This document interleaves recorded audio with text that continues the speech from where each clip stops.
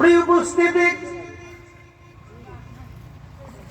রাজনগরবাসী, colour বাজারবাসী, জিনদেরকে আল্লাহ বানাইলেন আগুনের শিখা থেকে।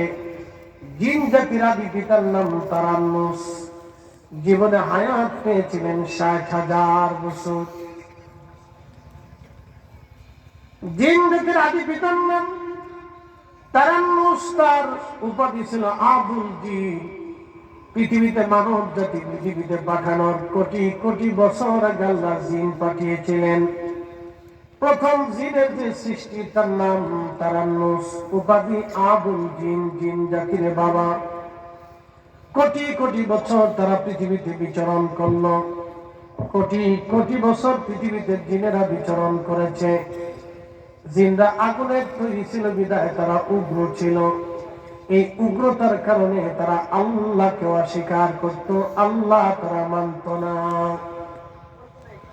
শুধু মারামারি, কাটাকাটি, বিশৃঙ্খলা, ঝগড়া ফাসাদ, যুদ্ধ বিগ্রহ তারা করত, কুফরি করত, আল্লাহকে অস্বীকার করত, আল্লাহর সাথে নাফরমানি করত, প্রতিমার সামনে মাথা নত করত, সূর্যের সামনে মাথা নত করত।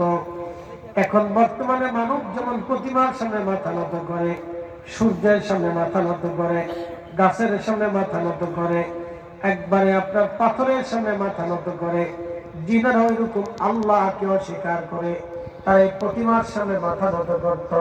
তারা নিজেদের বানানো নিয়ম কানুন মোতাবেক তারা চলত।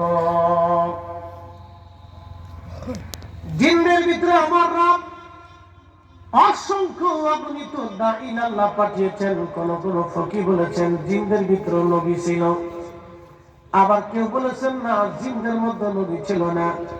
জিনদের ভিতরে দাঈন আল্লাহ ছিল, আল্লাহর দিকে আহ্বানকারী ছিল। জিনদের ভিতরে অসংখ্য দাঈন আল্লাহ। কোন কোন ফকিহ, কোন কোন আলেমদের মতামত জিনদের মধ্যে নবী ছিল। কিন্তু সেটা যাই হোক না কেন, জিনেরা হাজার হাজার বছর বিচরণ করলো, আল্লাহর সাথে তাদের প্রেম হলো না। তাদের দীর্ঘ লম্বা লম্বা হায়াত ছিল, তারা হাজার হাজার বছর পৃথিবীতে বেঁচে থাকতো, কিন্তু আল্লাহর সাথে জিনদের প্রেম হয় নাই। আচ্ছা আমি রাখলে উত্তর। আচ্ছা ওই বললাম, ঠিক আছে। স্বদেশ বিচিত্র, মাশাআল্লাহ। সিলেক্টিভ থোড়া থোড়া ফাঁক, এবারে ফাঁকি না ফাঁক না, ওই তো নেই, ওই তো নেই, ওই বালা। এটা কি স্বদেশ বিচিত্র বালা?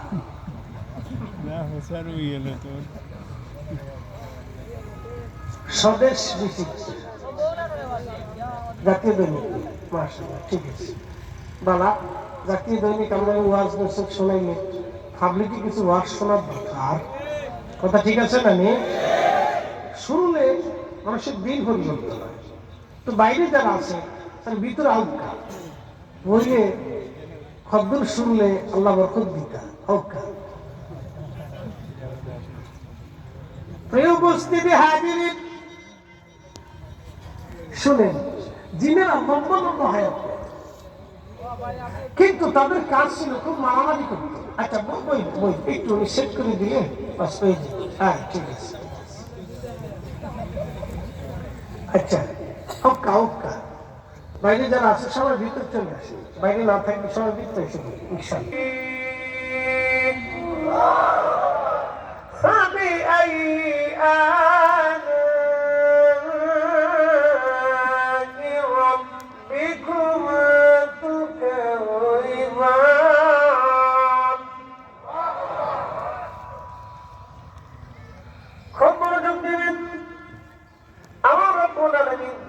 পৃথিবীতে বানাইলেন। জিনেরা মারামারি, কাটাকাটি, অন্যায় অশ্লীল কাজগুলি করতে থাকতো। তারা খাবার দিলাম, তোর জিন্দিগি দিলাম ৩৫,০০০ বছর পরে আমার নাফরমানি করলি না, আমি রবের দরজা থেকে তোর নাম কেটে দিলাম।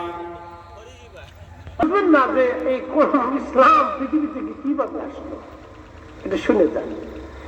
এই নির্বিষ আর খবিশ দুইজনের মিলনের মাধ্যমে আল্লাহ জিন জাতির ভিতরে একটা সন্তান তৈরি করলেন, যার নাম ইবলিস জন্মে গেছে। কিন্তু দেখতে সুন্দর। তো 35,000 বছর পরে আমুদ যখন শেষ, তখন আর জিনদের মধ্যে কোনো দায়ী আল্লাহ নেই। তখন আল্লাহ বললেন, না, এই জাতি আর রাখা যাবে না। আমি কোটি কোটি বছর তাদেরকে সুযোগ দিছি, এদের সাথে আমার কোনোদিন প্রেম হলো না।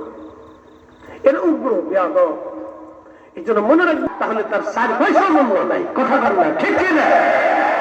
শিক্ষা যত সুন্দর হোক, মেধা যত বেশি হোক, যদি উগ্র এবং বেয়াদব হয়, আল্লাহর দরজায়, রসুলের দরজায়, আউলিয়া ইকরামের দরজায় তার কোনো মূল্য নাই, মূল্য নেই।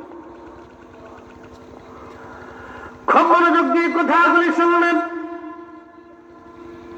যিনি এরকম উগ্র বেয়াদব ছিল, আল্লাহর সাথে প্রেম হলো না। আমার রব বললেন, ওগো জিব্রাইল, একটা কাজ করো, তামাম সৃষ্টির জিন তুমি ধ্বংস করে দাও, হত্যা করো। আমার রব আসমান জগৎ থেকে জিন জাতি হত্যা করার জন্য হাজার হাজার ফেরেশতা পাঠাইলেন। ফেরেশতাদের সাথে জিনদের প্রলয় করে মহাযুদ্ধ হলো সারা পৃথিবীতে। এই মহাযুদ্ধে লক্ষ লক্ষ কোটি কোটি জিন জাতিদেরকে আমার আল্লাহ পাকের ফেরেশতারা হত্যা করলো। কোন জিন সমুদ্রের নিচে যায় পালাইলো, কোন জিন পাহাড়ের গুহার মধ্যে পালিয়ে গেল। জমিন থেকে তাদেরকে আল্লাহ তাড়ায় দিয়া আমার রব তাদেরকে জমিন থেকে বিতাড়িত করে দিয়ে জোরে জঙ্গলে পাহাড়ে পর্বতে পাঠিয়ে দিলেন। এই জিন জাতি চলে গেল, কোটি কোটি জিন আল্লাহ ধ্বংস করে দিলেন। জিন জাতি নিঃশেষ একেবারে। কোন